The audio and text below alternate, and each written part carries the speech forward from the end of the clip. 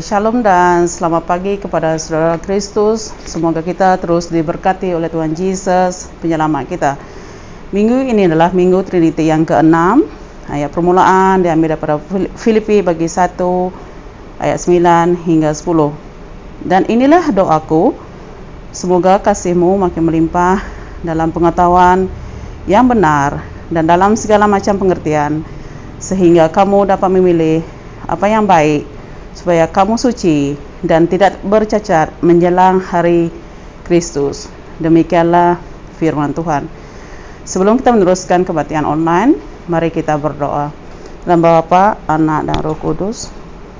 Tuhan, terima kasih Bapa, terima kasih Yesus, karena kasih Tuhan kami diberikan kesempatan untuk terus meneruskan kehidupan kami di dunia ini Tuhan Yesus. Begitu juga Tuhan, terima kasih Tuhan atas nafas kehidupan yang baru yang setiasa Engkau berikan kepada kami Tuhan Yesus. Tuhan, Kau berkati setiap aktiviti kami dari awal sehingga akhir. Begitu juga Tuhan setiap anak-anak-Mu yang mengambil bahagian di dalam kebaktian online, baik secara langsung dan tidak langsung Tuhan Yesus. Kau berkati semua mereka Tuhan Yesus. Begitu juga Tuhan patri kami yang mengambil bahagian di dalam firman-Mu Tuhan Yesus. Kau berkatilah apa yang diucapkannya, apa yang disampaikannya Tuhan. Biarlah apa yang disampaikannya Tuhan berbuah di dalam kehidupan kami Tuhan, dan kami boleh mengimplikasikannya Tuhan di dalam kehidupan kami, dan biarlah hidup kami Tuhan menjadi garam dan terang-Mu dimanapun kami berada Tuhan Yesus. Terima kasih Bapa, terima kasih Yesus, terima kasih Roh Kudus. Dalam nama Yesus kami berdoa dan mengucap syukur. Amin. Doa hari ini. Allah yang Maha Pengasih, Engkau menyediakan segala yang baik, yang melampaui segala pengertian kami. Untuk mereka yang mengasihi Engkau, limpahkan hati kami dengan kasih sayang terhadap Engkau, agar kami sambil mengasihi Engkau dalam segala-galanya, memperolehi janji-janji-Mu yang lebih dari segala keinginan kami, melalui Yesus Kristus Anak-Mu Tuhan kami, yang hidup dan merintah dengan Engkau dalam kesatuan Roh Kudus, Allah yang Esa, sekarang dan selama-lamanya. Amin. Kita berkumpul di sini sebagai keluarga Allah dalam hadirat Bapa kita untuk memuji dan mengucapkan syukur, mendengar dan menerima firman kudusnya, membawa kepadanya keperluan dunia, memohon ampun segala dosa kita, dan peroleh kasih karunia-Nya, agar melalui anaknya Yesus Kristus kita menyerahkan diri kita kepada pelayanannya. Jika kita berkata bahwa kita tidak berdosa, maka kita menipu diri kita, dan kebenaran tidak ada pada kita. Jika kita mengaku dosa kita, Allah yang setia dan adil akan mengampunkan dosa kita dan menyucikan kita daripada segala salah dan tidak benar. Oleh yang demikian, marilah kita mengaku dosa kita kepada Allah yang Maha Kuasa. Pengakuan dosa umum. Allah yang Maha Kuasa, Bapa kami di surga, kami telah berdosa terhadap Engkau dan manusia, baik dalam fikiran, perkataan dan perbuatan, melalui kelalaian, kelemahan dan kesalahan kami sendiri yang disengajakan. Kami benar-benar menyesal dan bertobat akan segala dosa kami. Oleh sebab Anak-Mu Yesus Kristus mati untuk kami, ampunkanlah segala dosa kami yang lepas, dan semoga kami melayani Engkau dalam kehidupan yang baru, demi kemuliaan nama-Mu. Amin. Mari terima doa pengampunan dosa. Allah yang Maha Kuasa, yang mengampuni mereka yang benar-benar bertobat, mengasihani kamu, mengampuni dan bebaskan kamu daripada segala dosa kamu, menetapkan dan menguat kamu dalam segala kebaikan, serta melihara kamu dalam kehidupan yang kekal. Melalui Yesus Kristus Tuhan kita. Amin. Ya Tuhan, bukakan bibir kami, dan kami akan mengisytiharkan pujian-Mu. Marilah kita menyembah Tuhan. Segala pujian kepada nama-Nya, kemuliaan kepada Allah Bapa, kepada Anak, kepada Roh Kudus, seperti pada awal, sekarang, dan selama-lamanya. Amin.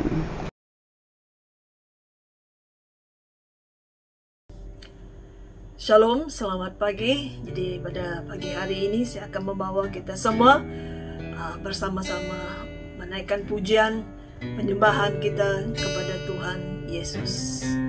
Dan lagu pertama kita adalah lagu Holy, Holy, Holy.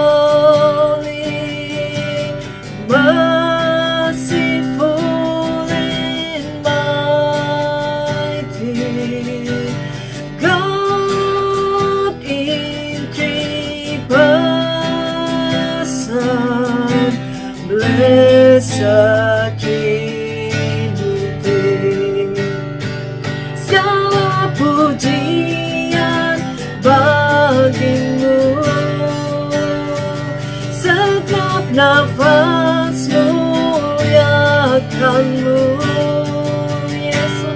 Surga bumi kan berseru, kuduslah Tuhan nama-Mu. Holy, holy, holy, Lord God Almighty.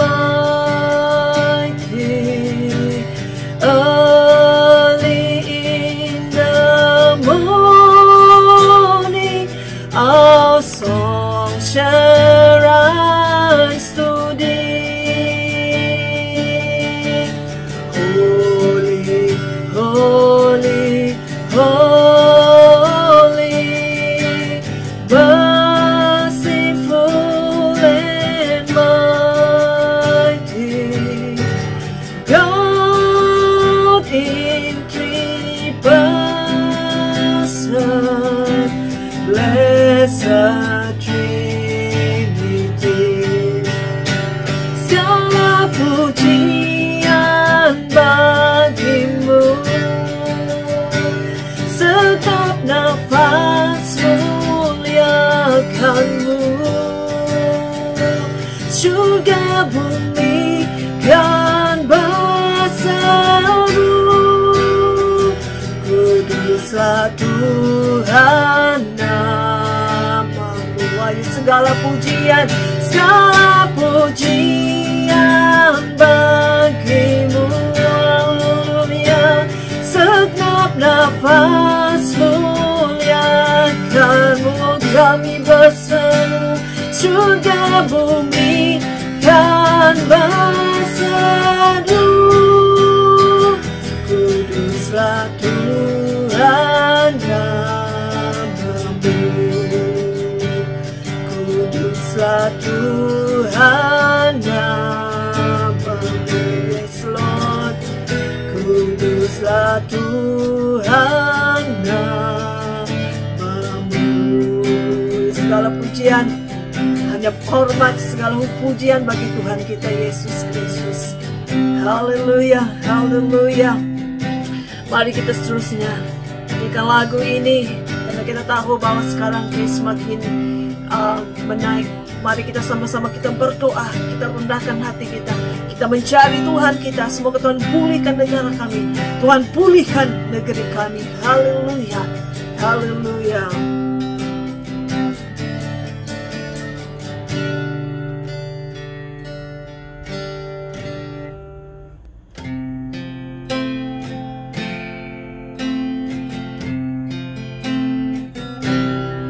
Kami umat-Mu rendahkan diri, sujud dan berdoa,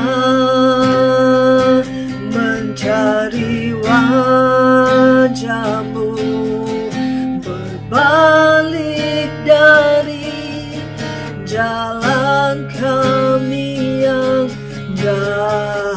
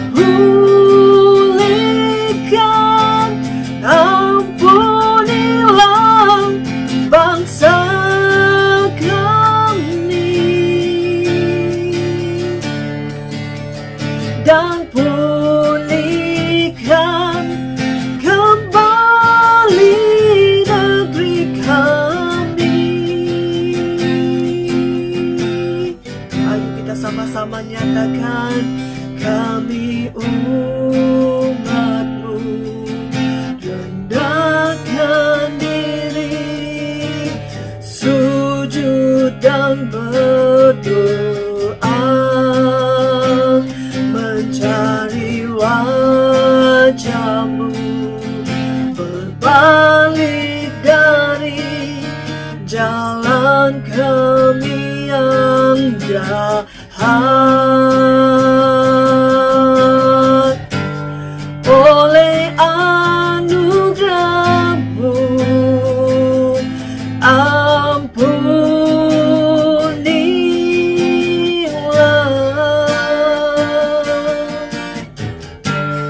Oleh anugerah-Mu,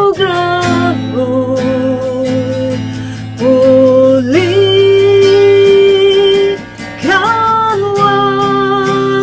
Tuhan, pulihkan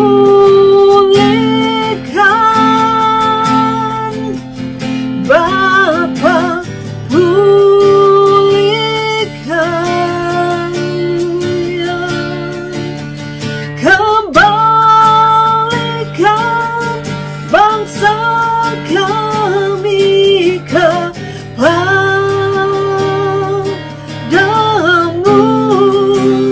Bapa, pulihkan, ampunilah bangsa kami, dan pulihkan kembali negeri kami, ya, pulihkan dan pulihkan kembali negeri kami, oh Bapa, pulihkan dan pulihkan kembali negeri kami. Haleluya, yes Lord. Pulihkan kami ya Tuhan Yesus, pulihkan negara kami Malaysia Tuhan. Kami serahkan negara Malaysia ini ke dalam tangan-Mu Tuhan. Biarlah Engkau yang menghapuskan segala sakit penyakit, Engkau menghapuskan segala penderitaan, Engkau menghapuskan segala air mata Tuhan. Bapa, kami berdoa Tuhan, semoga Tuhan terus menyertai negara kami, kuatkan, pulihkan negara kami daripada penyakit COVID ini Tuhan Yesus. Dan kami serahkan setiap pribadi di Malaysia ini, di seluruh dunia ini Bapa, ke dalam tangan-Mu. Dengarkan doa kami dengan kerintihan kami Tuhan pada pagi hari ini. Terima kasih Tuhan, terima kasih Bapa. Di dalam nama Tuhan Yesus kami berdoa dan mengucap syukur. Amen.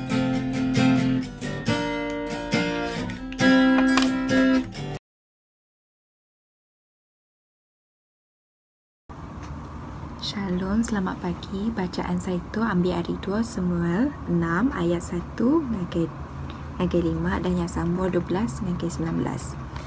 Seritu akid David gempuruk ke bala sedadu ti endang dipilih ia hari orang Israel. Semua penyampau tubuh sidak 30,000 ikut udahnya ia ngulu ke sidak ngangkai bala dalam menua Judah. Ngambil peti lampang batu adat Allah Ta'ala. Ia tidak kumbai Tuhan ti pemandu berkuasa. Ti diau antara melikat kerup 2 ikut. Sidak engkahnya atas kereta ti baru lalu mai ia pansut ari rumah Abinadab ti bak bukit. Jadi anak Abinadab ti bernama Usa seduai Ahio ngemudi ke kereta ti baik ti mai peti lampang batu adat lalu Ahio berjalan dulu. David engkau semua orang Israel ti bukai ngajat engkau berpantun penatat indat ngemesai ke Tuhan. Sidak nebah belikan engkaruang dan domba tar engkau enyarai. Sambung 12. Ninga Tuhan udah merekat ke Uben Endom. Engkau sidak sebilik tegal peti lampang batu adat. Dia Raja David lalu ngambil utainya dari rumah Umbed endom mai ia ngakai Jerusalem. Engau ngerami terbesai.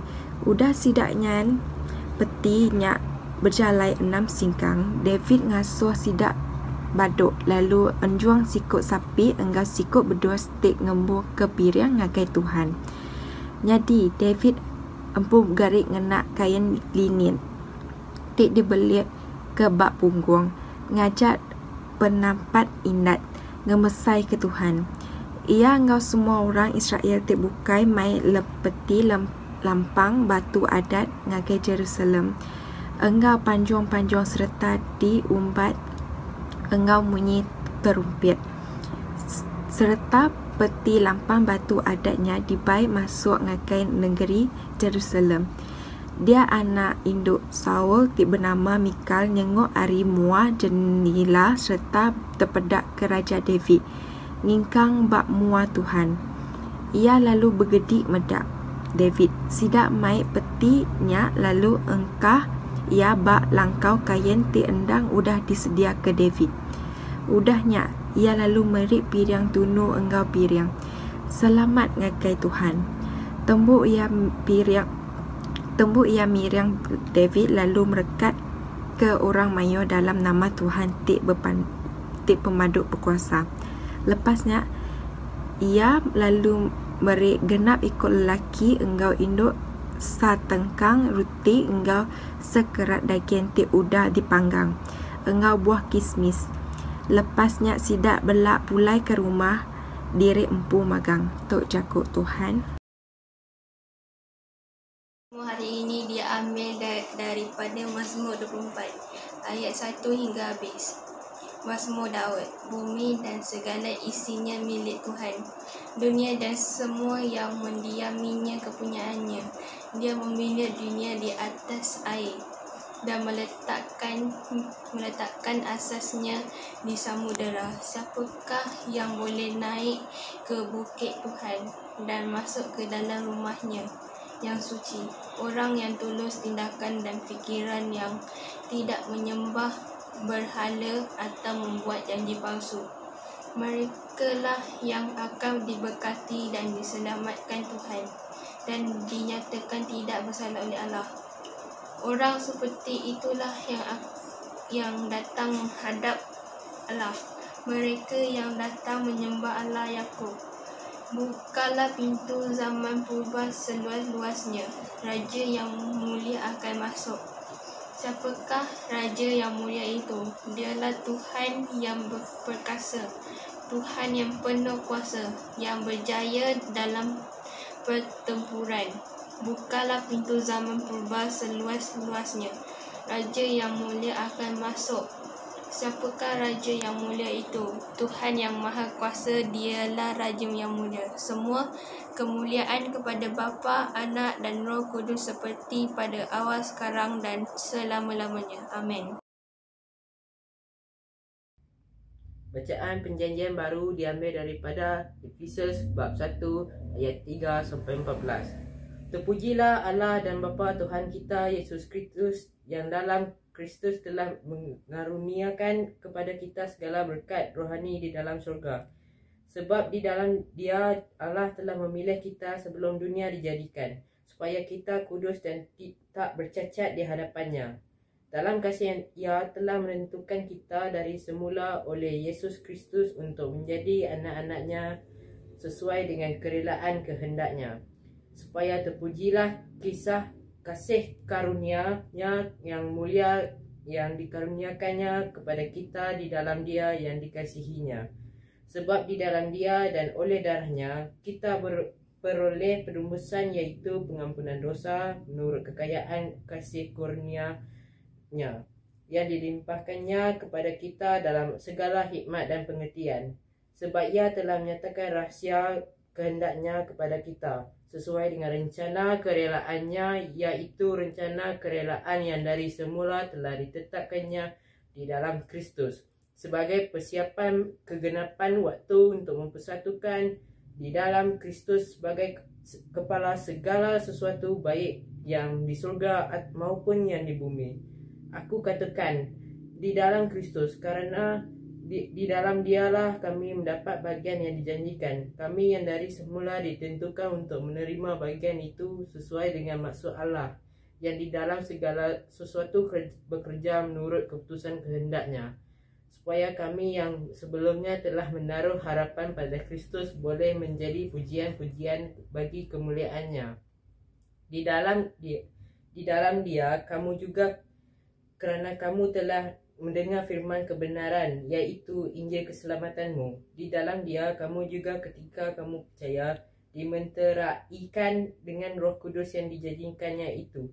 Dan Roh Kudus itu adalah jaminan bagian kita sampai kita memperoleh seluruhnya, yaitu penebusan yang menjadikan kita milik Allah untuk memuji kemuliaan-Nya. Inilah firman Tuhan.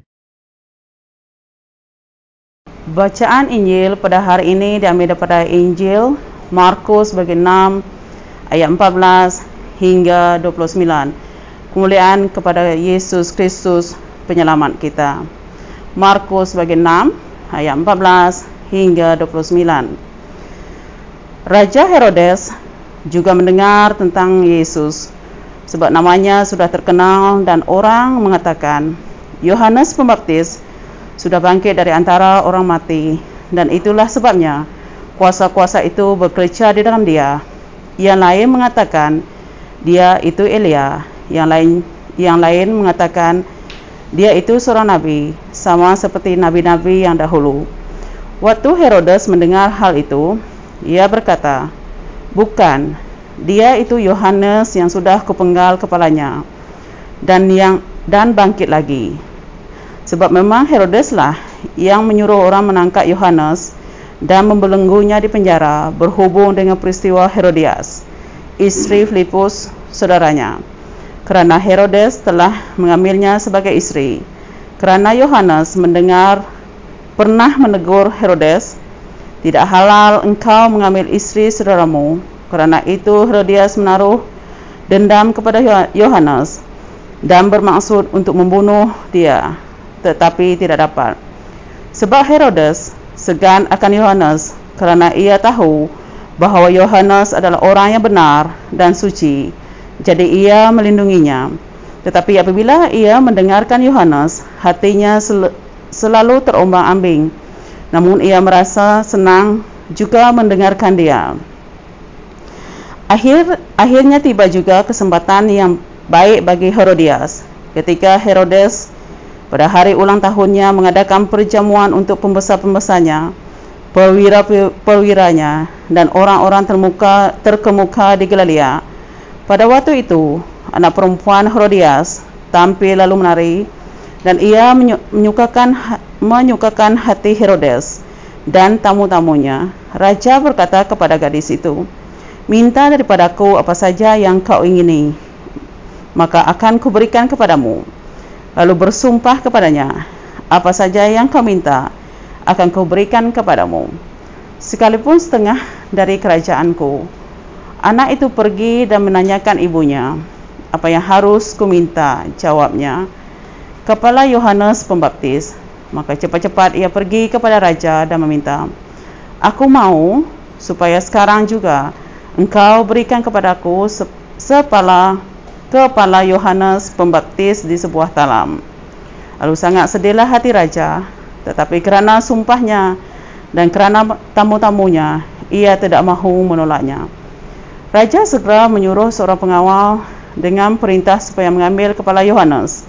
Orang itu pergi dan memenggal kepala Yohanes di penjara. Ia membawa kepala itu di sebuah talam dan memberikannya kepada gadis itu, dan gadis itu memberikannya pula kepada ibunya. Ketika murid-murid Yohanes mendengar hal itu, mereka datang mengambil mayatnya, lalu membaringkannya di dalam kuburan. Inilah Injil Kristus. Pujian kepada Kristus, penyelamat kita. Halo, salam selamat pagi semua dan selamat datang kepada kebaktian online kita pada Minggu Trinity yang ke-6 hari ini. Jawab pagi ini pastor akan sambung balik khotbah daripada kitab Nabi Samuel. Minggu lepas kita dengar bahawa Daud itu telah diurapi jadi raja. So dia jadi raja terbahaya mula-mula ketika umur dia 22 tahun, dia jadi raja bagi suku kaum Judah. Kemudian 7 tahun lepas tu dia jadi raja suku kaum Judah dan Israel ketika umur dia sudah 30 tahun. Okay? So mereka bersatu, keturunan Judah dan Israel, mereka telah bersatu, kemudian mereka mengurapi Daud jadi raja sepenuhnya. So apabila dia sudah jadi raja, dia telah memilih kota sendiri dan dipilihkan Jerusalem yang berada di tengah-tengah sepadan Israel dan Yehuda untuk jadi kotanya. Dan dia nama kota juga City of David. Dia telah merampaskan Jerusalem daripada suku kaum Jebusite ketika itu. Okay? Itu yang kita dengar daripada minggu lepas. So setelah dia jadi raja, sekarang kita tengok Daud ini dia bertakhta sana, dia sudah tinggal sana, tapi dia merasa ada satu yang belum selesai lagi. Apa yang tak ada? Dia tabut perjanjian Tuhan yang telah diberi Tuhan kepada bangsa Israel. Tidak ada situ. Jadi pada pagi ini kita mendengar tentang Raja Daud ini, dia sudah raja, membawa tabut perjanjian Tuhan ke kota Jerusalem. Mari kita berdoa. Bapa di surga dalam kuasa, ucap syukur dan kasih Tuhan pada pagi hari ini kami dapat mengadakan ibadah di sini Tuhan, dan kami akan belajar, buka fikiran dan minda kami Tuhan supaya boleh belajar daripada karakter Daud dan juga bangsa Israel yang bawa tabut perjanjian balik ke kota Jerusalem setelah dirampas oleh orang Palestin kurang lebih 20 tahun sebelum itu Tuhan. Terima kasih Bapa, dan biar kami boleh belajar daripada karakter-karakter yang kami lihat daripada petikan yang kita baca lagi. Terima kasih Tuhan, dalam nama Tuhan Yesus kami bersyukur. Amin. Okay, so sebelum Daud jadi raja, apa kita tabut perjanjian itu adalah satu artikel, satu objek yang sangat suci bagi orang Israel dekat itu. Okay. Tabut perjanjian itu terletaknya di Shiloh, ketika Eli jadi imam besar dekat itu. Kalau tengok dalam 1 Samuel bagi 3:3. Okey, 3. Jadi, tapi bangsa Israel ni tidak menjaga dia dengan baik. So ketika bangsa Israel berperang melawan orang Palestin dalam Samuel pertama bagi 4, kita tengok situ anak Eli itu, yang anak Eli, Imam Eli yang nama Hofni dan Phinehas, dia bawa tabut perjanjian itu ke medan peperangan. Untuk apa? Untuk memastikan mereka menang. So mereka salah gunakan tabut itu. Dia beratkan macam kita Dayak sekarang kan. Bila nak pergi perang melawan, kita kata ada jimat, ada magic. Jadi mereka pun macam tu juga. Dia anggapkan tabut perjanjian itu boleh beri mereka menang lawankan orang Palestin ketika itu. Tetapi sebaliknya, orang Palestin telah merampaskan tabut perjanjian itu daripada mereka. Mereka rampaskan. Kalau tengok dari Samuel bagi 4 tu. Okey. Tapi walaupun orang Palestin dapat merampaskan tabut itu, mereka pun tidak boleh menjaganya. Sebab itu bukan untuk mereka. So apa berlaku? Bila mereka memiliki tabut perjanjian itu, mereka banyak kena malapetaka. Mereka sakit. Bible kata mereka kena sakit bengkak-bengkak. Kemudian dia pindah tabut tu kepada kota lain. Kemudian kota itu pun macam itu juga. Dia pindah tempat lain. Jadi mereka pun jadi macam itu juga. Jadi orang Palestin tidak boleh jagakan tabut itu sebab bukan untuk mereka. Jadi apa mereka buat? Kalau kau baca dalam buku Samuel pertama bagi 5 dan 6 gitu, kamu tengok itu, mereka kumpulkan semua raja-raja orang Palestin ni. Kemudian dia panggil semua dia punya ahli sihir untuk imam-imam mereka, padri-padri mereka lah, untuk tanya mengetahui macam mana harus mengendalikan tabut itu. Sebab dia membawa malapetaka kepada mereka. Jadi lepas mereka bersidang, meeting, mereka beritahu, okey, kita kirimlah, hantar balik tabut perjanjian ke orang Israel. Kita kirim. Kemudian apa mereka? Dia buatlah tikus merupakan emas kan, dia buat benda emas untuk dia mengiring itu. Itu sebagai persembahan. Itu ikut kepercayaan mereka. Kemudian mereka buat satu kereta lembu yang khusus untuk buat tabut tu. Kemudian dia beri 2 ekor lembu untuk buat tabut tu, untuk serah pada Israel. Jadi mereka cakap, kita macam ni, kita ambil lembu ataupun ibu lembu yang ada anak, ya. Kita pasangkan pedati itu pada lembu itu dan suruh dia bawa. Anak lembu itu kita jangan ikut. Okey, dikata ini. Jadi, kalau lembu itu jalan terus sampai ke kawasan Israel, tempat yang bernama Kiryat Jearim, itu, letak situ. Itu artinya Tuhan mau suruh terbang. Tapi kalau lembu itu memesong kiri kanan tempat lain, itu artinya kita punya sakit ini cara kebetulan, bukan sebabkan Allah Israel. Itu pendapat orang Palestin. Jadi mereka pun setuju. Jadi satu hari mereka pasang pedati dekat lembu tu, kereta lembu tu, mereka letak tabut perjalanan di situ dan lembu berjalan. Dan mereka kata sepanjang lembu berjalan, dia pun berbunyi. Mungkin dia kata berjalan sampai ke tempat tu di Kiryat Jearim. Sampai itu mereka pun ambil tabut itu. Kemudian mereka letak tabut itu di rumah orang yang bernama Abinadab. Dia tinggal di rumah Tabukit itu. Jadi situ kita tengok tabut itu tinggal di kota Kiryat Jearim di rumah Abinadab. Bible tidak cerita bapa, tidak cerita terus apa berlaku tabut itu.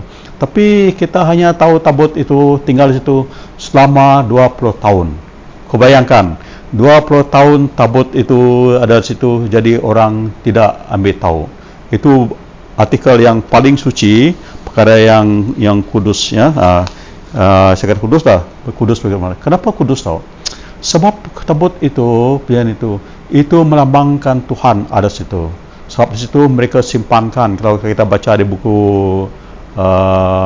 Keluaran, mereka letakkan 10 pesan tu, the 10 command, Moses letak situ. Kemudian tongkat Aaron letak situ. Kemudian ada satu lagi jug yang tempat simpan mana, roti pada yang Tuhan beri kepada mereka simpan tu. So semua ada simbol-simbol itu. Okey, itu mereka letak situ. Jadi tabut itu juga untuk umat kamu, dia dibuat dengan spesifikasi yang bagus. Kalau tengok dalam buku Keluaran bagi 25, di situ Tuhan Allah beritahu pada Moses itu macam mana mereka harus buatnya. Dia harus dibuat daripada kayu akasia. Mungkin kayu akasia tu saya tidak tahu macam mana rupa. Saya fikir kayu keras lah. Kalau dalam Semenanjung ni mungkin kata-kata kayu cengal. Kalau kita ke Sarawak sana boleh jadi macam kayu belian. Dia ban. Kemudian dia juga harus disadorkan dengan mastulin. Dia punya bingkai dibuat mastulin. Okay, dia punya ukuran saya fikir kurang lebih 110 cm panjang dia, 66 cm tinggi dan 66 cm lebar dia. Itu saja ukurannya. Kemudian dia letak atas tu, di atas seperti lapang putadat tadi ataupun tabut dia tu, dia letak satu kirub ataupun takhta kursi menunjukkan ada Tuhan situ. Kan kemudian ada kirub lah ataupun lambang malaikat jaga situ. Okey itu. Sama dia di sisi dia juga di dua sisi dia ada buat gelang. Dua gelang di sisi belah sini dua di sini dua. Kemudian dia harus dipikul dengan pengusung, dan pengusung itu juga harus dibuat dengan kayu akasia, dan pengusung itu harus ada di situ saja. Dia tidak boleh diubah keluarkan. Itu arahan yang Tuhan Allah telah beri kepada Moses ketika dia suruh Moses membuatkan tabut itu dalam buku Keluaran. Okay.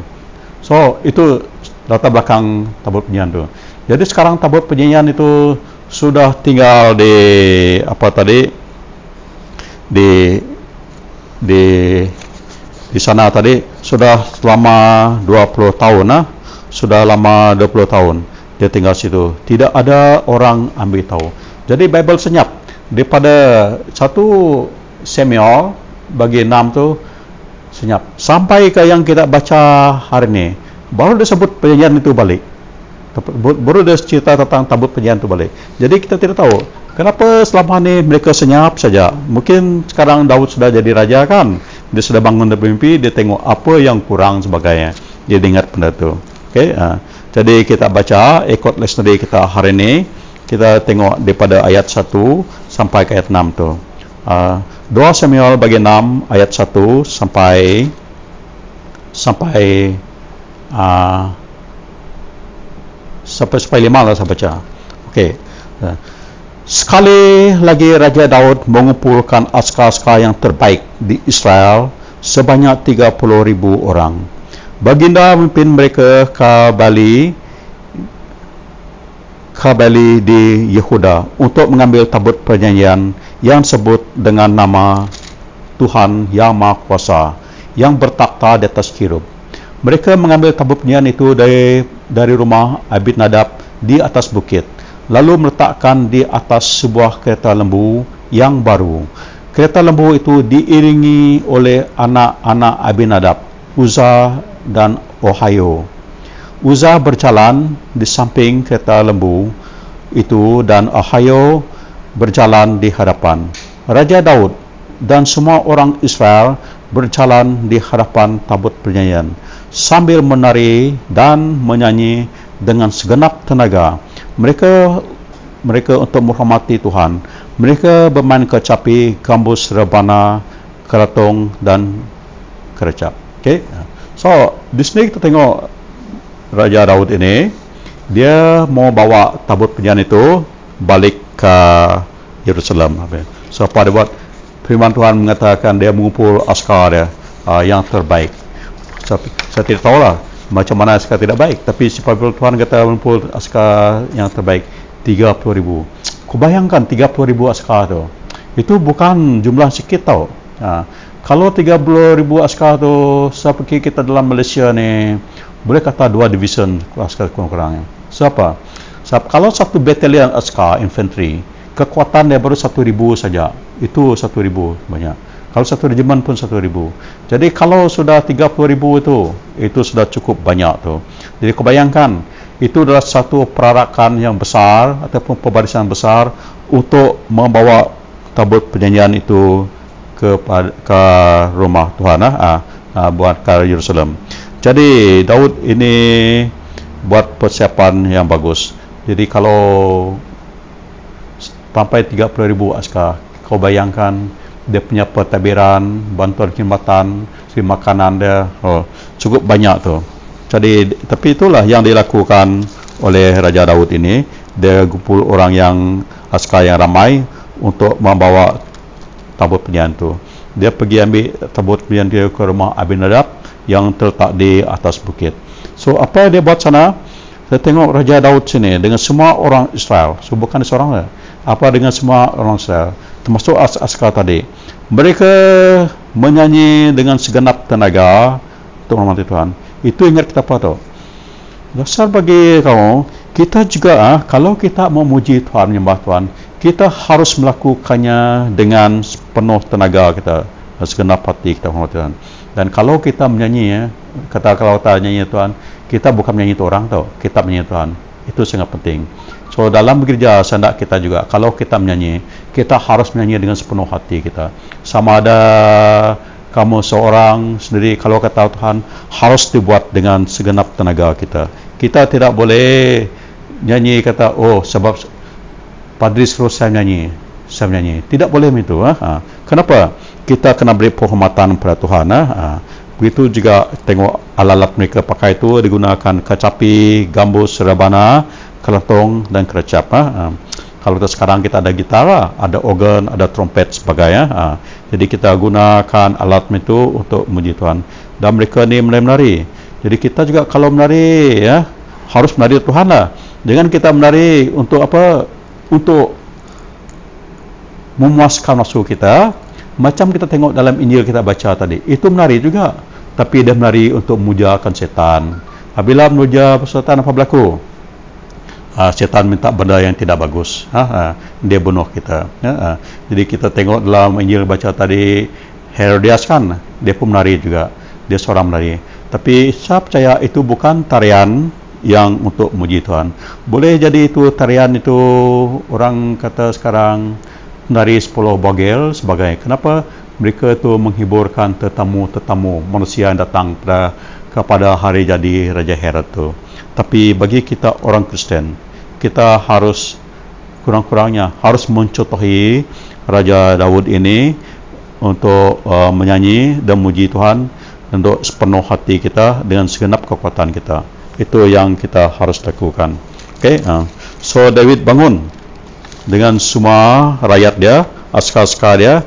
Dia pergi ke Bali Judah, pergi ke rumah Abinadab, ambil tabut penyajian itu, kemudian dia menari. Okay? Jadi di mana kita tengok dia menari sana, tapi apa yang kita tengok sini, mereka telah meletakkan tabut penyajian itu di atas kereta lembu. Di atas kereta lembu, di atas kereta lembu. Yalah, dia kata kereta lembu tu kereta lembu yang baru juga. Jadi rumah Abinadab terbukit, dia ambil tabut penyajian tu letak atas kereta lembu dan dipimpinkan oleh anak Abinadab, seorang nama Uzzah dan seorang nama Osael. Okey, mereka berjalan dan David berada. Okey, itu. Okey, itu yang kita tengok. Tapi untuk kita mengetahui cerita ini selanjutnya, saya fikir bagus kita baca daripada ayat 6 sampai ke 9, sebab dia itu tidak dalam petikan sendiri, tidak ada, nanti kita tahu. Saya pastor baca daripada ayat 6. Apabila mereka sampai ke tempat mengirik gandum kepunyaan Nakon, lembu-lembu itu tergelincir. Lalu Uzzah menghulur tangan dan memegang tabut perjanjian. Pada saat itu juga Tuhan Allah murka dengan Uzzah dan membunuh dia, kerana perbuatannya itu merupakan penghinaan kepada Tuhan. Uzzah mati di sebelah tabut perjanjian. Itulah sebabnya tempat itu dinamakan Peres Uzzah. Raja Daud murka kerana Tuhan telah membinasakan Uzzah. Okey. Apa mereka buat? Mereka letak tabut perjanjian itu dekat kereta lembu, kemudian sebab mereka tu atas bukit, saya fikir jalan pun tidak rata, tidak ada jalan rata pada ketika itu, di lembu tu akan bergelincir. So apabila lembu tu nampaknya mau tergelincir, Uzzah itu dia cuba menahankan, dia cuba stabilkan tabut itu supaya dia jatuh. Dan ketika dia pegang tabut itu, dia sentuh saja, apa berlaku? Firman Tuhan kata dia mati itu juga, kena Tuhan marah. Okey, apa belajar sini? Saya tengok tadi, saya beritahu kamu tadi dalam dia punya background tadi, tabut perjanjian itu harus dipikul dan dipikulkan oleh keluarga Kohet, iaitu keturunan Levi. Itu orang yang khas untuk pikul tu, dari keturunan Levi. Dia tidak boleh dipikul oleh sebarang dan tidak boleh disentuh. Kalau kamu baca dalam buku Pemansuat, buku Keluaran, dia kata tidak boleh disentuh. Jadi kerana Tuhan itu kudus, kita tidak boleh berseberangan dengan kepada. Tapi apa berlaku sini? Mereka tu gunakan kereta lembu tadi. Kenapa mereka guna kereta lembu? Mungkin saya fikir sebab mereka tengok, oh orang Palestin itu tadi hantar kereta lembu tu kat sini pun pakai kereta lembu. Tapi kamu tidak boleh ikut orang Palestin. Kenapa? Sebab mereka tidak tahu macam mana mendalikan tu. Tuhan tidak ada firman pada mereka. Tidak mereka. Jadi itu mereka itu, okey. Mereka tidak tahu apa yang Tuhan telah beri mereka. Dan mereka juga sebab mereka orang Kristen, takkan mereka macam mana mereka nak cari keturunan orang Kohet itu, keturunan Lewi itu pikul. Jadi tidak masuk akal lah. Jadi mereka gunakan idea mereka sendiri. Tetapi masalahnya sekarang bagi saya, orang Israel yang sudah tahu ni, mereka ikut cara orang yang tidak betul. Mereka ikut cara boleh kita kata orang kafir yang tidak kenal Tuhan. Jadi kita orang Kristen tidak boleh ikut cara orang kafir. Tidak. Kalau kita tahu itu kehendak Tuhan, kita jangan ikut benda yang salah sana. Kita tidak boleh ikut cara salah. So itu silap sini. Dan saya kata tadi, tabut perjanjian itu telah tinggal selama 20 tahun dekat rumah Abinadab tadi. Jadi saya percaya Uzzah tadi dan Asayo, mungkin mereka ketika itu masih muda dan mereka sudah tengok tabut perjanjian tu. Jadi bagi mereka, oh tidak ada apalah, kita tiap hari tengok benda di rumah kami. Jadi kita ambil ringan saja, ambil ringan. Jadi kita dengan penghormatan Tuhan, kita tidak boleh ambil ringan. Jadi begitu juga saudara, kita dalam gereja, kalau kita selalu buat benda itu kan, selalu tengok, kita kata, oh benda ini biasa saja. Orang kata kita buat ritual, amalan saja. Kenapa? Tapi kita buat saya ingatkan kita harus jaga kesucian Tuhan. Okay. Terutama sekali contohnya kalau kita ambil zaman kudus, zaman suci ya, kita harus ambil dengan reverend. Itu sebab setiap kali-kali kita ambil zaman kudus tu, kita ada doa nyesal hati, doa nyuci kendi itu. Jadi kita harus hafalkan kata doa tu dengan sepenuh hati kita. Jangan kita baca doa tu sebab ada kat skrin sana, sebab terdengar dari dia baca. Tapi hati kita juga harus kita baca dengan sepenuh hati ya. Kemudian kita terima juga zaman kudus itu penuh dengan reverend, tidak boleh cincai-cincai saja. Itu sebab gereja kita Anglican cakap siapa orang dah tetap saja baru oleh dapat zaman kudus itu. So kurang-kurang mereka telah beri basic ajaran asas tentang kekudusan. Jadi kita akan itu. So saya percaya itu yang berlaku kepada Uzzah ni, anak Abinadab ini. Jadi kita, saya sudah biasa dengan berani kena pegang. So apabila dia pegang saja, apa berlaku? Dia pun terus mati itu. Sebab saya ingatkan saudara, kita jangan main-main dengan kekudusan kita. Kita orang berdosa, dan kalau kita berdosa, kita memang jauh daripada Tuhan. Kita tidak boleh tahu dari Tuhan. Jadi itu yang saya nak ingatkan kita daripada petikan ini. Jadi apabila Uzzah mati, kita baca lagi apa respon Daud sini. Daud sini pun murka, ayat 8 tu, murka kerana Tuhan telah berdosa. Okey, tapi saya baca ayat 9, 10 okey, sampai 11. Tetapi Raja Daud takut juga akan Tuhan. Raja Daud bertitah, sekarang bagaimana beta dapat membawa tabut perjanjian itu? Oleh itu baginda tidak mahu lagi membawa tabut perjanjian ke Jerusalem.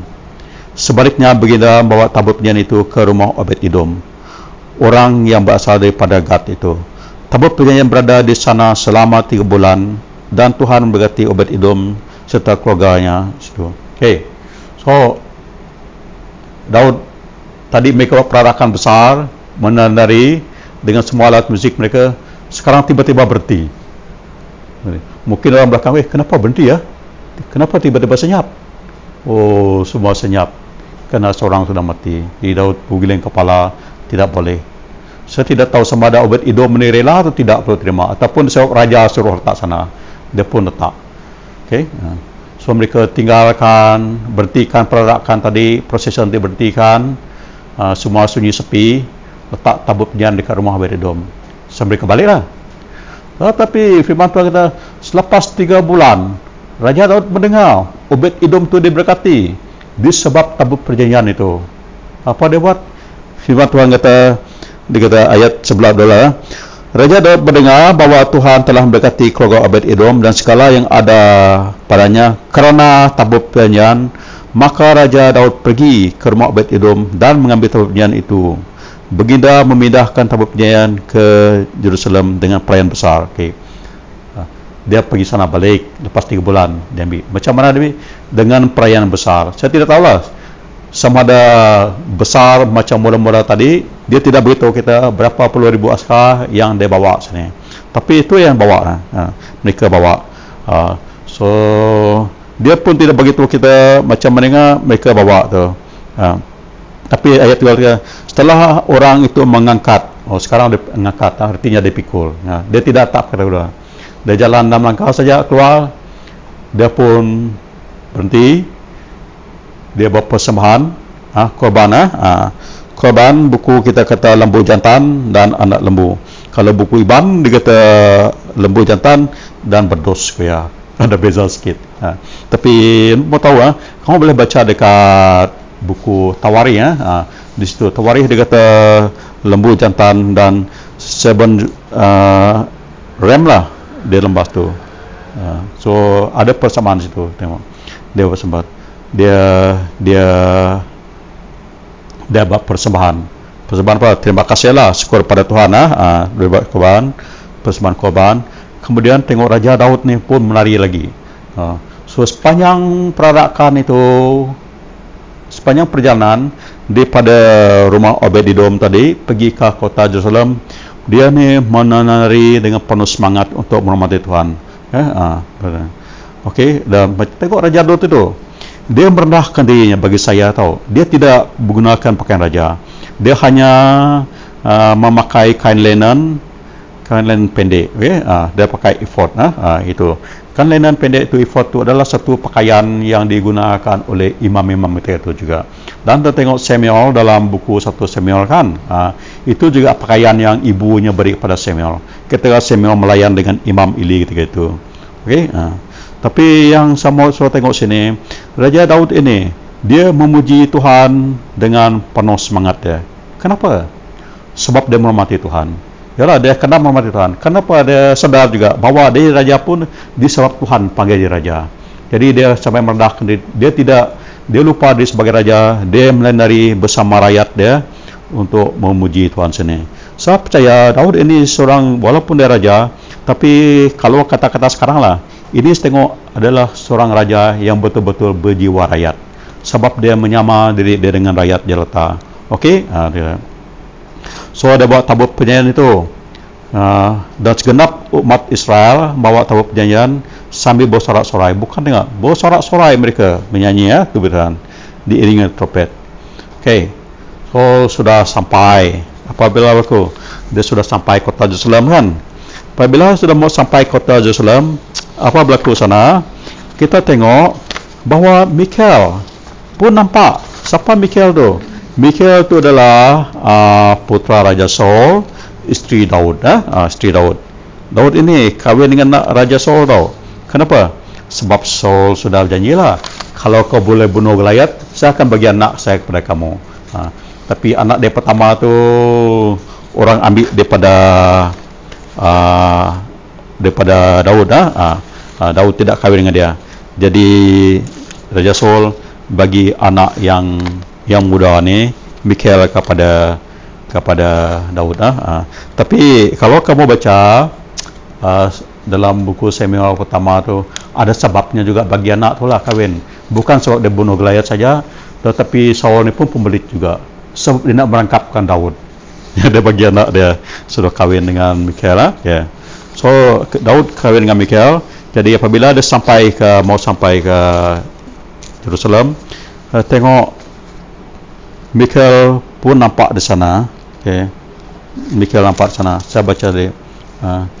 Ketika tabut perjanjian dibawa masuk ke kota Jerusalem, puteri Raja Saul menjenguk daripada jendela, lalu nampak Raja Daud menari dan berlompat untuk menghormati Tuhan.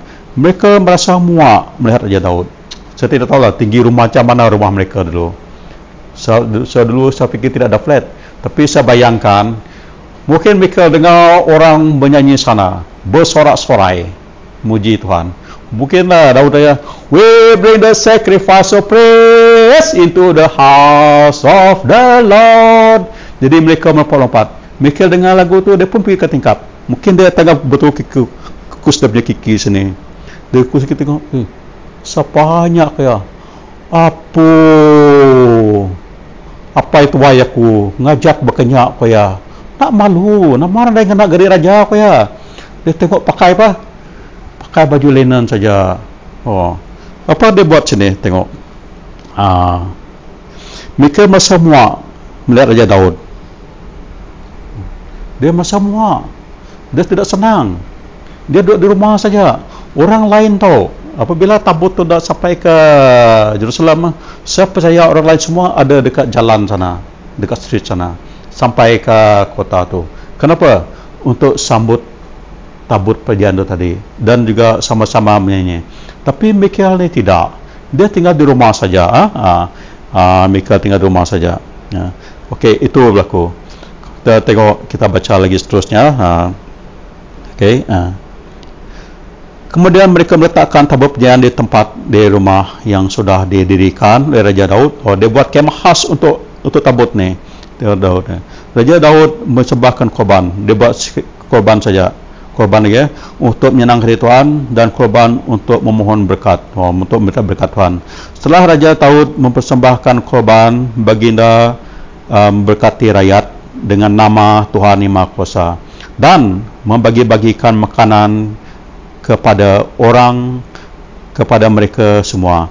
Baginda memberikan seketul roti, sepotong daging panggang dan kismis kepada setiap lelaki dan perempuan di Israel.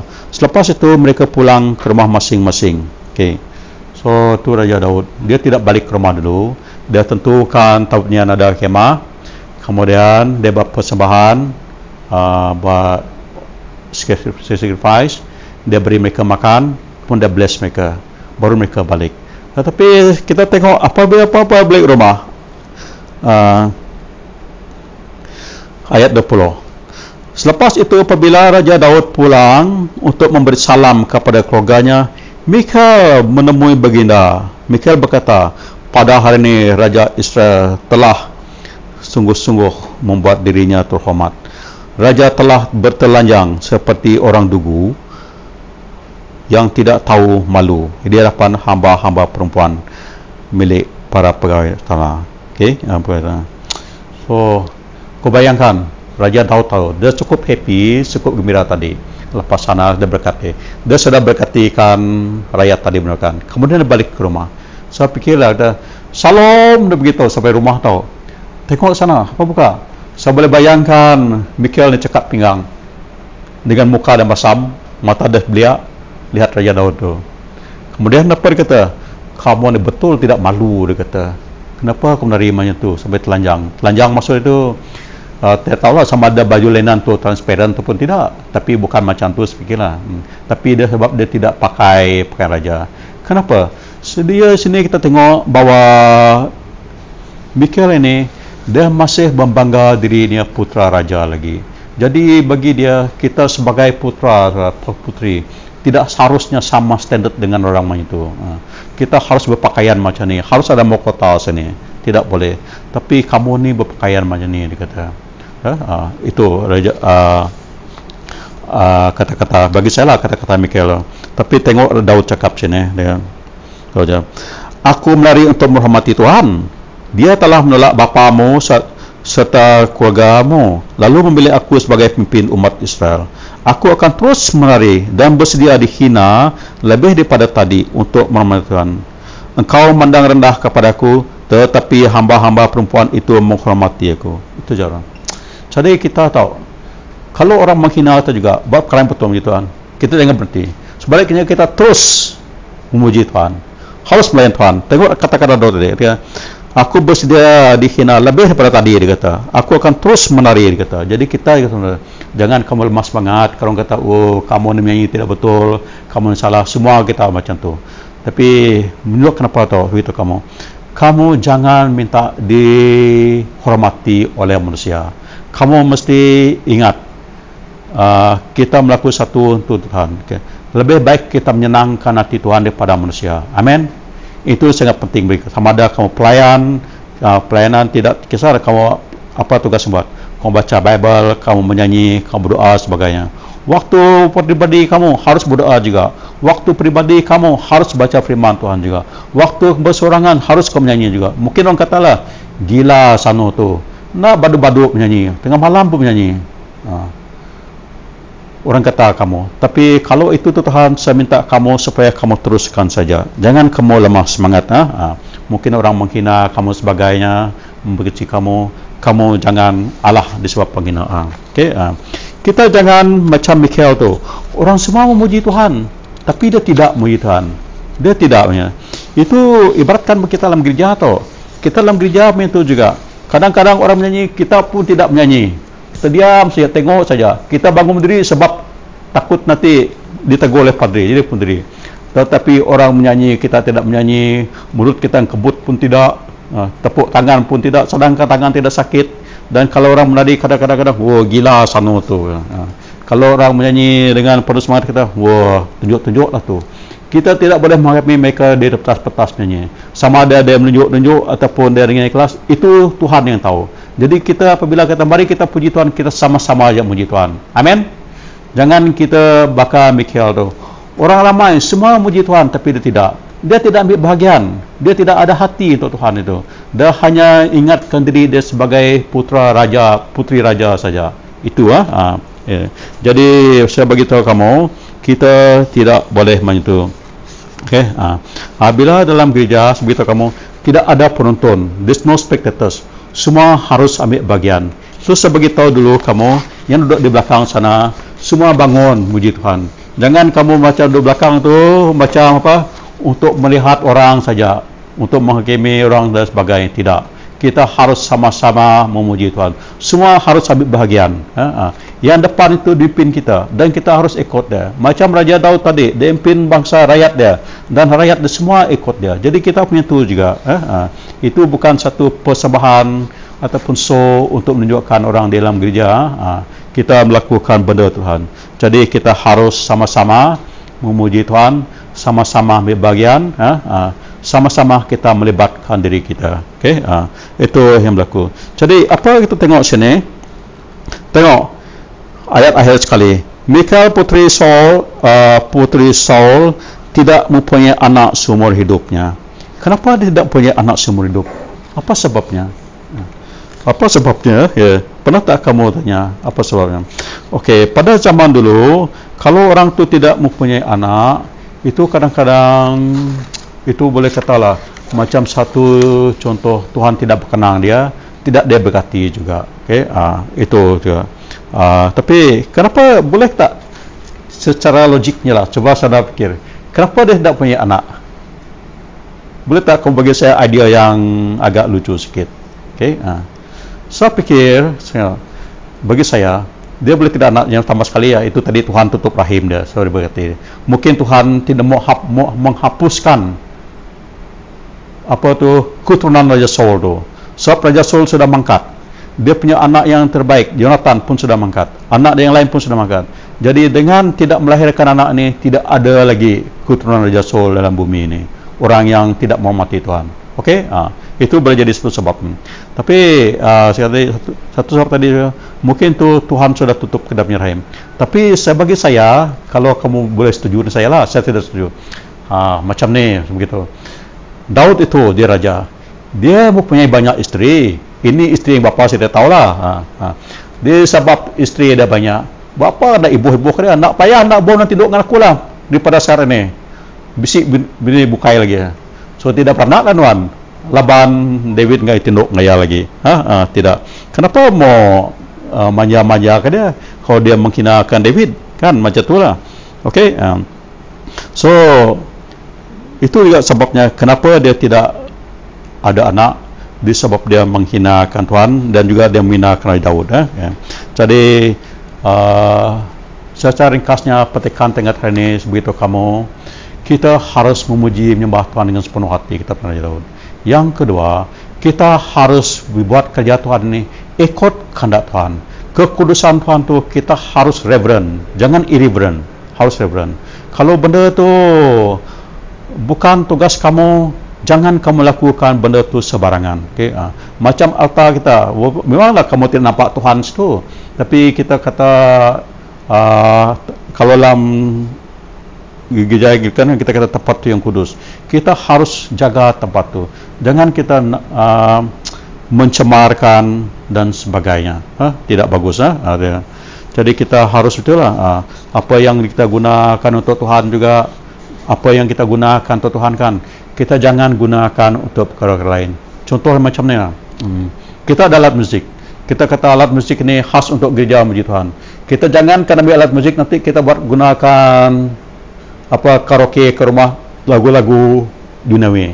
Nak betul berkenyak, okay? Guna alat lain. Okey, betul juga. Jadi apa yang untuk Tuhan kita harus beri untuk Tuhan, jaga kekudusan Tuhan. Jadi itulah, itu sebab saya kamu, kalau kita kata gereja ni rumah Tuhan, kita pergi ke rumah Tuhan dengan sepenuh reverend. Cara berpakaian kita, pergi masuk gereja, kamu nak masuk gereja bukan niati Tuhan, semua sudah salah lah. Tapi kita bersih kerunding kita, masuk rumah Tuhan dengan hati gagah, hati lantang. Okay. Nah, dalam gereja juga kurang berjakuk ataupun jangan bercakap sembarangan lah. Cakap tentang apa? Tentang kebaktian tentang Tuhan. Jangan dalam gereja nanti kamu cerita, kemana kita akan nyambung lah, kemana kita pergi nginti kita. Itu di luar gereja kamu cakap nanti. Itu contohnya. Okay. Sebab ini rumah Tuhan. Harus kita fokus pada Tuhan saja, tuju pada Tuhan. Okay. Jaga kekudusan gereja kita. Okay. Begitu juga kalau padri beri salam damai kepada semua, kongsi salam damai. Harus kongsi salam damai itu dengan orang dekat kamu dengan penuh reverend. Okay? Jangan beri salam sekarang, yalah sebab COVID-19 ini kita tidak salam. Jangan salam orang begitu, macam orang Melayu kata buat de saja. Salam dulu tapi pandang ke lain. Tidak, harus ambil dengan sepenuh hati itu. Beri salam kepada orang itu juga. Sebab di rumah Tuhan. Jangan kita main-main, saudara. Sebab kalau kita main-main, kita akan lepas daripada berkat Tuhan tadi. Mungkin kamu tidak mati macam Uzzah itulah, tapi kerohanian kamu itu susah. Okay? Susah. Jadi ambil berat perkara ini. Amin. Mari kita berdoa. Bapa di surga dalam kuasa, ucap syukur dan kasih Tuhan atas pertolongan beri pada kami hari ini daripada kisah Raja David bawa tabur penyanyian ke kota Jerusalem Tuhan. Di Tuhan saya berdoa juga, pimpin kami Tuhan, biar apa yang kami lakukan, kalau kami kata itu kerja Tuhan, biar yang kami lakukan, biar kami lakukan perkara itu ikut jalan Kau, ikut kehendak-Mu dan bukan ikut kehendak kami sendiri Tuhan. Karena kalau ikut kehendak kami sendiri ataupun ikut ajaran orang lain, benda itu tidak akan berjaya dan kami telah memalukan Kau Tuhan.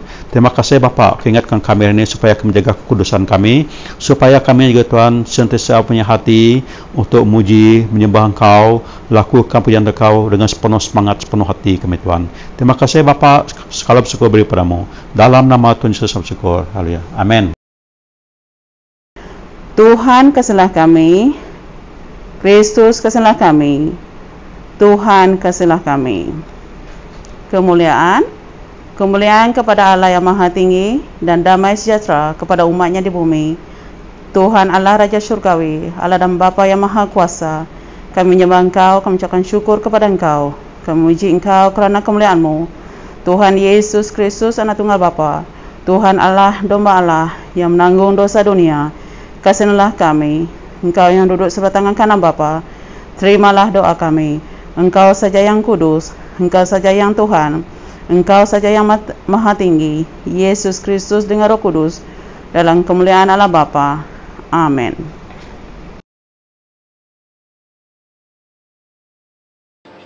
Mari kita berdoa. Haleluya Tuhan Yesus, Bapa kami syurga, dikudus dimuliakan nama-Mu, datanglah kerajaan-Mu, jadilah kehendak-Mu di bumi seperti di syurga. Tuhan, kami bersyukur, terima kasih Tuhan atas kebaikan-Mu dan penyertaan-Mu Tuhan dalam kehidupan kami Tuhan sehingga pada hari ini ya Tuhan. Tuhan, kami bersyukur Tuhan dengan darah Yesus yang tercurah Tuhan, kami sudah diselamatkan ya Tuhan dari kuasa kematian, kuasa dosa dan kuasa kegelapan Tuhan, dan Kau angkat kami menjadi anak-Mu Tuhan, menjadi anak terang ya Tuhan. Ya Tuhan, kami datang kepada Engkau Tuhan dengan kerendahan hati Tuhan, kami ingin menyerahkan Tuhan doa kami ke dalam tangan-Mu ya Tuhan, dan kami percaya Tuhan Engkau akan mendengarkan doa kami apabila kami mendoakannya dengan iman Tuhan. Tuhan, kami serahkan Tuhan gereja ke dalam tangan-Mu ya Tuhan, Engkau berkati setiap gereja Tuhan, tidak kira denominasi apapun itu Bapa. Kami percaya Tuhan di saat kami melayani Engkau, kami mencari Engkau dimanapun kami berada Tuhan, Engkau sentiasa ada ya Tuhan, dan Engkau tidak pernah membiarkan kami Tuhan Yesus. Tuhan, kami serahkan ya Tuhan Padri Tuhan, Lerida dan pemimpin gereja ke dalam tangan-Mu ya Tuhan. Kiranya Tuhan Engkau memberkati Tuhan pemimpin, setiap pemimpin telah Kau urapi Tuhan, khususnya Tuhan kami ingin menyerahkan ya Tuhan Reverend Ben dan Reverend Doding ke dalam tangan-Mu ya Tuhan Yesus. Kau berkati pelayanan mereka Tuhan, berikan mereka kekuatan Tuhan, apa yang mereka perlukan kami percaya Engkau akan sediakan ya Bapa. Dan kami berdoa juga Tuhan buat kesehatan mereka ya Tuhan, begitu juga keluarga mereka ya Tuhan Yesus. Tuhan Yesus, kami berdoa juga Tuhan buat setiap jemaat gereja ya Tuhan ke dalam tangan-Mu ya Bapa. Biarpun sekarang kami tidak dapat ke gereja Tuhan, ke rumah Tuhan, kami berdoa Tuhan supaya kuatkan iman kami Tuhan, walaupun dimanapun kami berada Tuhan, biarlah kami sentiasa mencari Engkau Tuhan, sentiasa mempunyai kerinduan ya Tuhan untuk memuji, menyembah-Mu Tuhan seperti rusa yang merindukan air ya Bapa. Tuhan Yesus, kami serahkan ya Tuhan bangsa Dayak Tuhan ke dalam tangan-Mu ya Tuhan, tidak kira dimanapun ya Bapa, di Sabah, Sarawak maupun di Semenanjung Tuhan. Tuhan Yesus, berikan kami kekuatan ya Tuhan, berikan kami iman ya yang teguh Tuhan, supaya bangsa kami juga Tuhan dapat bangkit Tuhan, dan kami Tuhan menjadi anak-anak terang-Mu Tuhan, dapat memancarkan kemuliaan-Mu Tuhan melewati hidup kami Tuhan Yesus.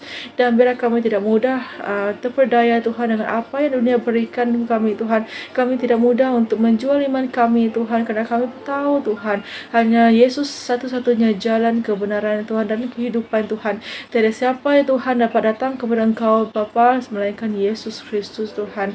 Dan kami pegang itu ya Bapa Tuhan Yesus, dan kami berdoa Tuhan supaya ramai jiwa di Sabah, Sarawak Tuhan, dan di semenanjung ini dapat diselamatkan ya Tuhan, dan percaya dan kembali kepada Yesus Kristus Tuhan.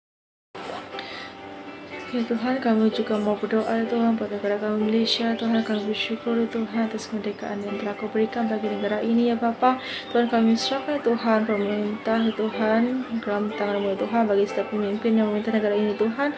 Bagi ya Tuhan, Kau berikan mereka hikmat kebijaksanaan Tuhan, supaya mereka Tuhan dapat memerintah dengan adil Tuhan, tidak berat sebelah Tuhan Yesus.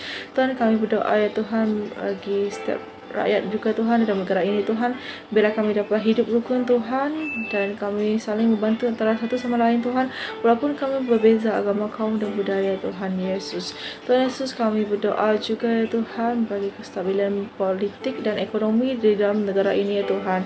Ya Tuhan, biar siapa pun ya Tuhan yang mengendalikan ya Tuhan, yang bertanggungjawab, yang bertugas Tuhan di dalam aspek politik dan ekonomi Tuhan, supaya Tuhan Engkau memberkati mereka Tuhan, supaya mereka Tuhan dapat bertugas dengan baik ya Tuhan.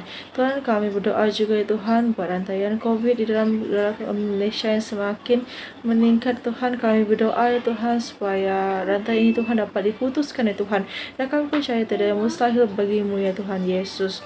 Tuhan Yesus, kami berdoa ya Tuhan bagi mereka yang sakit Tuhan oleh kerana virus ini, mahu membuka Tuhan, kami serahkan dalam tangan-Mu Tuhan, di mana pun mereka berada ya Tuhan. Kami percaya Tuhan, apabila kami meminta dengan iman Tuhan, kami akan disembuhkan, dan Engkau juga akan menyembuhkan kami Tuhan Yesus. Dan kami serahkan ya Tuhan setiap mereka yang sakit ke dalam tangan-Mu ya Tuhan, dan kami percaya juga Tuhan bahawa Engkau Tuhan yang berkuasa Tuhan, dan kami percaya kuasa-Mu, kesembuhan-Mu Tuhan mengalir Tuhan melewati setiap doktor yang mengubat Tuhan, setiap jururawat dan setiap orang di sekeliling mereka Tuhan, begitu juga ubat yang mereka makan juga ya Tuhan Yesus.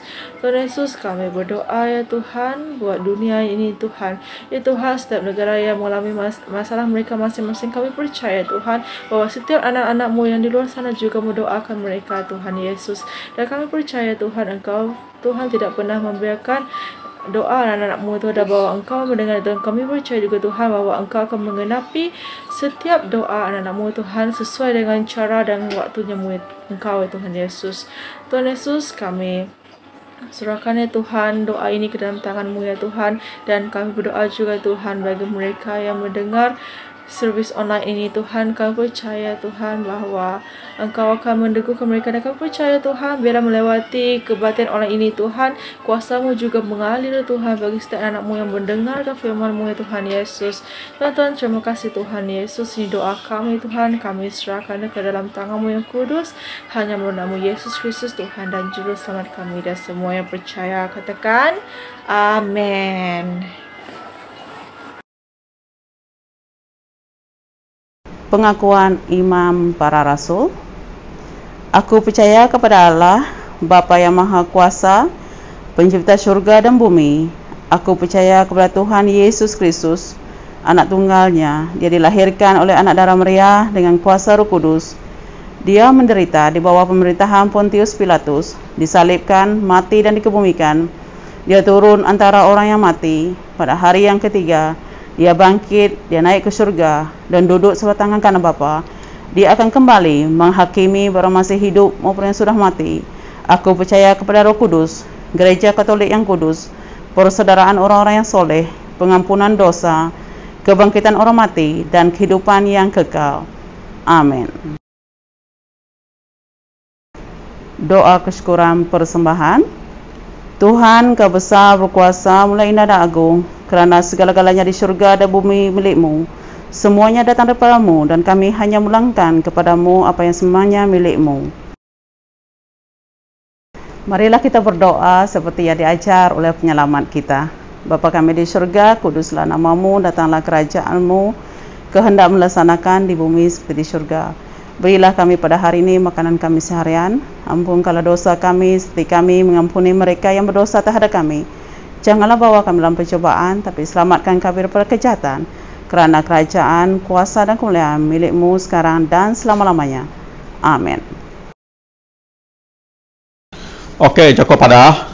So, kalau kamu tengok berita kan, tengok kau punya WhatsApp MySejahtera, kamu dapati bahwa 2 hari ini kes COVID dalam negara kita tidak turun, bahkan meningkat sampai 8,000 orang ya. So itu sangat menakutkan. Jadi orang tanya pastor, bila pastor akan buka gereja? Saya pergi Skudai bertanya bila pastor buka gereja. Jadi kita tidak dapat buka gereja pada waktu terdekat ini, saya percaya. Jadi untuk kita merapatkan diri, untuk kamu merapatkan dengan Tuhan, saya minta kamu supaya kamu ikut kebaktian online kita dan juga kebaktian lain kita dan juga renungan-renungan harian yang saya dengan Pastor Ben usaha untuk buat tiap minggu dan juga untuk doa-doa dan gunakan waktu ini untuk kamu bacakan firman Tuhan.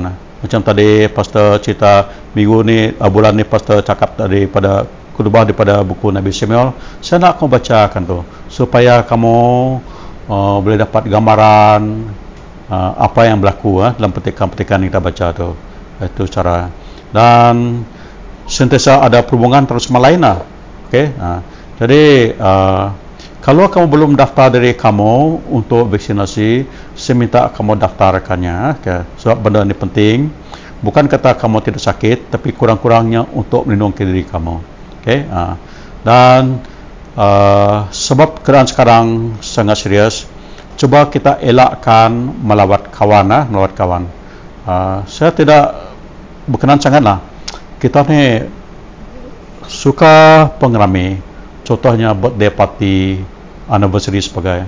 Benda tidak salah, tapi waktu situasi macam ni kita tidak boleh buat itu. Dan begitu juga kalau ada kes kematian, pastor tidak akan pergi buat sembahyang 3 hari, 10 hari, 40 hari buat sementara ni. Okey, sebab kita tidak boleh menghadkan orang dan susah menjaga jarak-jarak tu. Saya dapat tahu semalam dia sebab nak hilangkan sakit, minta orang urut bagi diri kita. Begitu orang urut tu juga bawa penyakit. Jadi saya tidak mau melawat. Nanti kamu kata suruh pastor pergi berdoa untuk kamu pula sakit, pastor bawa penyakit. Jadi macam-macam berlaku ya. Jadi kita kalau doa, kamu harus beriman lah, harus percaya. Pastor boleh berdoa daripada telefon saja. Jangan selalu minta, pastor neguk tangan, mesti mau sentuh. Sampai saya pun sudah beritahu, Tuhan sentuh orang ni, neguk orang tu awak ke gerai.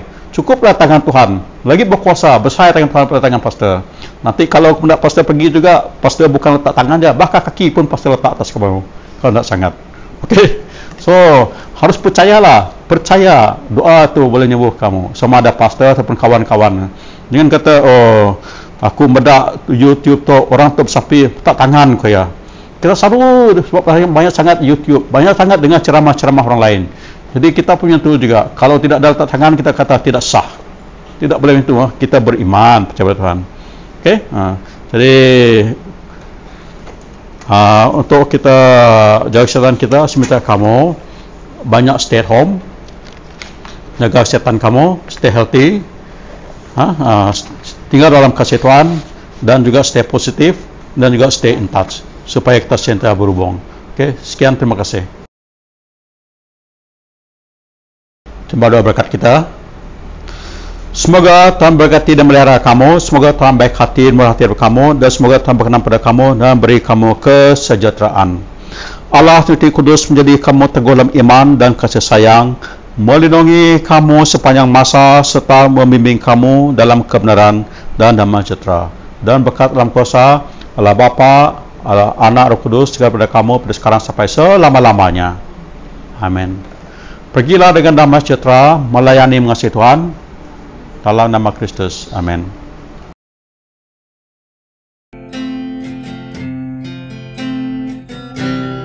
Kami umat-Mu rendahkan diri, sujud dan berdoa, mencari wajah balik dari jalan kami yang jahat. Oleh anugerah-Mu ampunilah,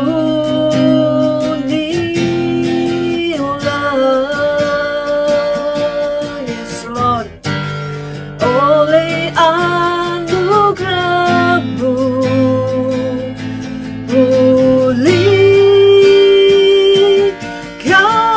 pulihkanlah Tuhan, pulihkan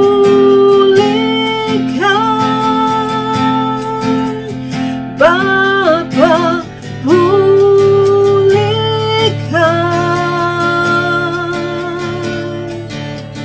kembalikan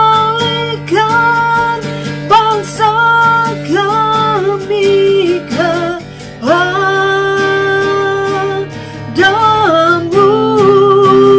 Bapa, pulihkan, ampunilah bangsa kami, dan